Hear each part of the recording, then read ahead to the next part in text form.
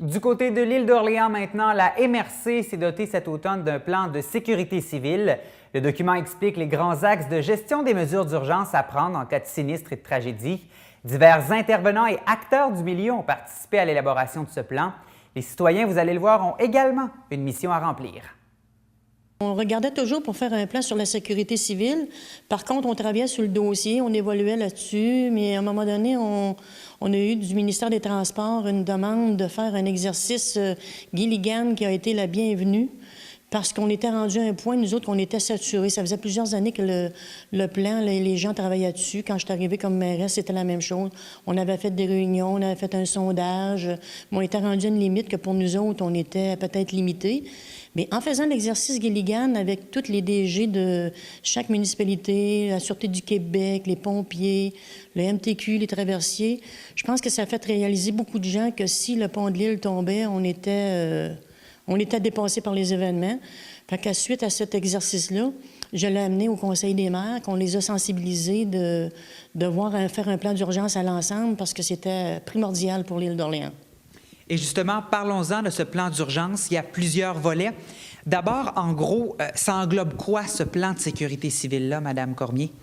En fait, il est à la fois pour chacune des municipalités, si jamais un sinistre survenait dans leur municipalité, puis il est à la fois s'il y a un sinistre qui touchait l'ensemble de l'île d'Orléans. Donc là, on a différentes missions qui sont les communications, les transports, le logement, la sécurité des biens, des personnes, tout le volet médical.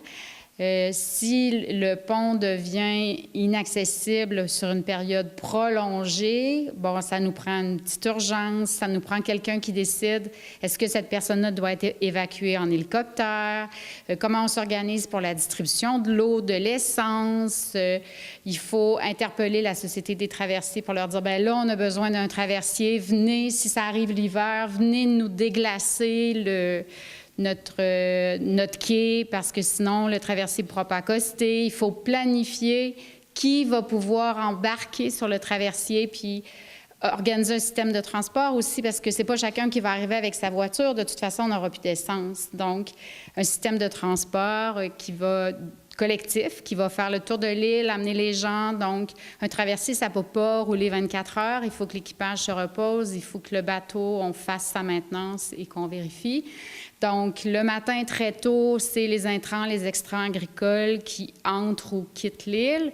Ensuite, les gens, individuellement, pas en voiture, à pied, pour aller travailler, pour aller étudier. Mais l'autre côté, quand on arrive à Québec, ça prend aussi un transport pour nous accueillir.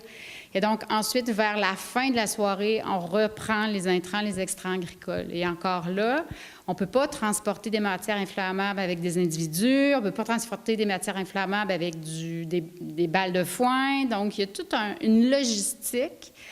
Planifier l'endroit où on recevra des gens parce qu'ils ne peuvent pas rester dans leur maison. Comment on les nourrit, comment on les sécurise, comment on leur transmet l'information qu'on a à leur transmettre aussi. C'est tout l'aspect logistique qu'on voulait travailler pour que si jamais ça arrivait, parce qu'on est laissé à nous-mêmes pendant 48 heures avant que la Société des traversiers soit capable de venir nous dépanner. Donc, on n'a pas le temps de commencer à réfléchir de qui va faire quoi à l'intérieur de ce 48 heures-là. Il faut que ça ait déjà été tout réfléchi. On s'est déjà départagé, nous, entre DG, qui est responsable de quelle mission, qui va aider qui quand un sinistre survient dans une municipalité versus une autre, qui prend la relève de qui, parce que, oui, on a de l'adrénaline, là, mais on ne peut pas fonctionner pendant 24 heures ou 20 heures par jour pendant plusieurs temps.